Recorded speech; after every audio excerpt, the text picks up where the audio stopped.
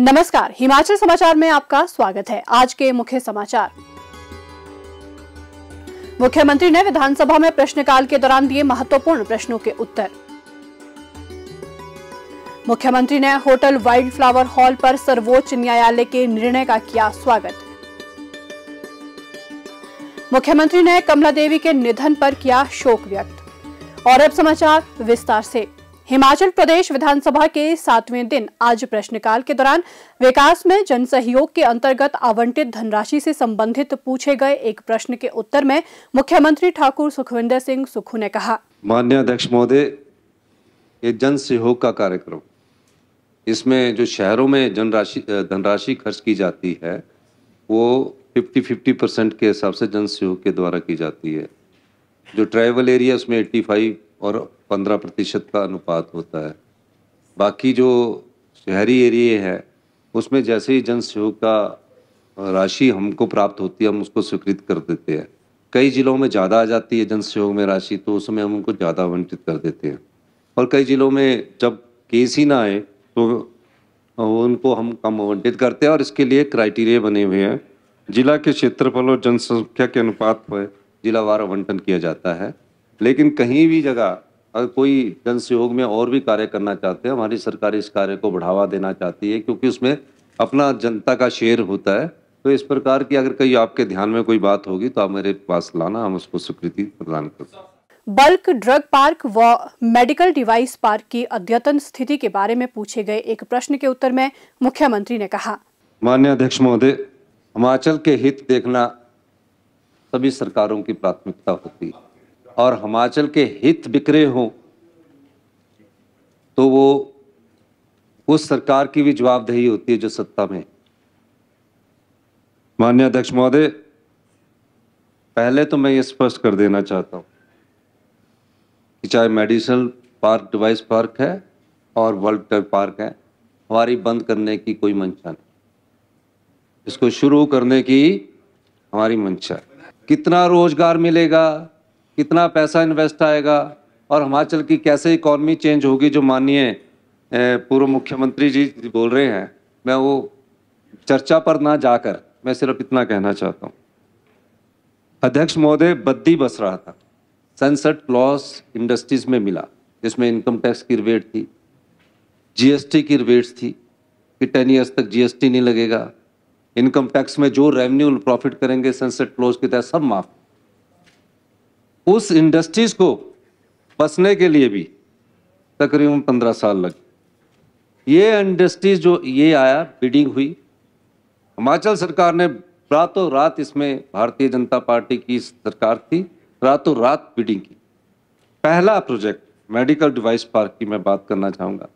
Medical device park में हमने 400 एकड़, 1 रुपये पर लीज पर लैंड, 400 एकड़ यानी कि 4000 कनाल, 1 एकड़ 10 कनाल का, ठीक है, आपने दे दी, जो कि नालागढ़ में। अगर 4000 कनाल की कीमत को ही माप लिया जाए तो मैं उस चीज को नहीं कहना चाहूंगा कि कितनी होगी, कौड़ी के भाव भी माप ली जाए। चलिए छोड़िए, मुफ्त में आपने वहां पानी देना है, ग्राउंड वाटर्स, 3 रुपये पर यूनिट के साथ बिजली देनी है। और क्या देना है भारत सरकार ने हमें, उसको डेवलप करने के लिए सिर्फ 100 करोड़ रुपया, वो डेवलप हुआ। कोई इंडस्ट्री भारत सरकार नहीं भेजेगी उस मेडिकल डिवाइस पार्क में कि ये इंडस्ट्रीज यहाँ लगेगी, कोई नहीं भेजेगी, वो हमारे को लानी पड़ेगी। जब ये दोनों प्रोजेक्ट आए, मैं नीति आयोग के सदस्यों से मिला, मैं जो एपीआई के इंडस्ट्रियलिस्ट है उनसे भी मिला, उनसे भी बात की। हम इस प्रोजेक्ट को आगे पर लेकिन हिमाचल की शर्तों के स्वरूप के अनुसार आगे बढ़ा रहे हैं। माननीय उद्योग मंत्री जी इसमें काम कर रहे हैं, मीटिंग्स हो रही है हमारी। और जब मेडिकल डिवाइस पार्क का पता किया तो हमने कहा ये 4000 एकड़ जगह जो है जिसमें भारत सरकार से अभी तक 100 करोड़ रुपया हिमाचल प्रदेश सरकार, हिमाचल की जनता का हम खर्च कर चुके हैं, हमारे को मिले सिर्फ 30 करोड़ रुपए और उसको अभी प्लेन करने में लगे हुए हम। चलिए, लेकिन उस दृष्टि से भी हम मेडिकल डिवाइस पार्क को बिल्डअप करेंगे, लेकिन अपनी शर्तों के साथ करेंगे जिसमें हिमाचल का हित होगा। फिर आया आपका वर्ल्ड ड्रग पार्क। हरोली में लगना है 1400 एकड़ लैंड, यानी कि 14,000 करनाल, 7,000 बीघा। उसको हमने 1 रुपये लीज पर देना है एक कॉन्ट्रैक्टर को। फिर वो आगे उसको सब कॉन्ट्रैक्ट करके वो प्लॉट बनाएगा, इंडस्ट्री लाएगा, ये लाएगा। उसमें 923 करोड़ रुपया भारत सरकार ने क्या देना है? भारत सरकार ने बोला कि ये प्रोजेक्ट लगा लो, हम तुमको 1000 करोड़ देंगे, लेकिन उसकी जब डीपीआर बन रही तो 923 करोड़ रुपया हिमाचल सरकार देगी, पानी हिमाचल सरकार देगी, और बिजली 3 रुपए पर यूनिट देगी। हम कितने की खरीद रहे हैं? 3 रुपए पर यूनिट। हम 7 रुपए पर यूनिट बिजली खरीद रहे हैं आपकी अक्टूबर से लेकर मार्च तक, यानी कि 4 रुपए वो भी घट। फिर आप आ जाइए जीएसटी, जिसकी इकोनॉमी की बात माननी है पूर्व मुख्यमंत्री जी कर रहे हैं। अध्यक्ष महोदय 10 साल तक तो जीएसटी की बात छोड़ दीजिए, और जीएसटी कंज्यूमर स्टेट होने के बाद जो चीज हमारी वहां कंज्यूम होगी, एपीआई हमारे कंज्यूम नहीं होगी, एपीआई मेडिसिन उसमें यूनिट्स में कंज्यूम होगी, वहां जाएगी। मैं फिर भी इस मंच के माध्यम से आपको आश्वासन देना चाहता हूं, ये दोनों पार्क को बसाएंगे, अपनी शर्तों के हिसाब से बचाएंगे, अच्छी कंपनियां लाकर इसको विकसित करेंगे।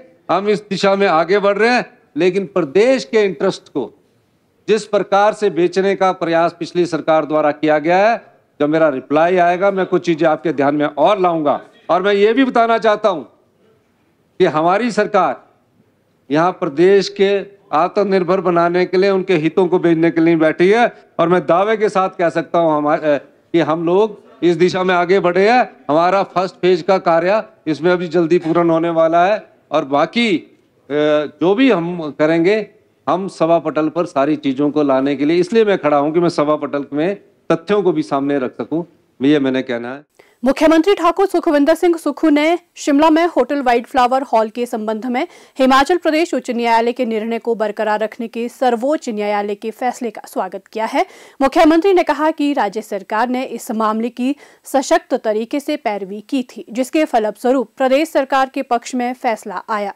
सर्वोच्च न्यायालय ने प्रदेश के हितों को ध्यान में रखते हुए हिमाचल प्रदेश उच्च न्यायालय के निर्णय को सही ठहराया है। मुख्यमंत्री ने इस अनुकूल निर्णय का श्रेय सर्वोच्च न्यायालय के समक्ष प्रभावी तरीके से मामला प्रस्तुत करने के राज्य सरकार के प्रयासों को दिया। हमारी सरकार ने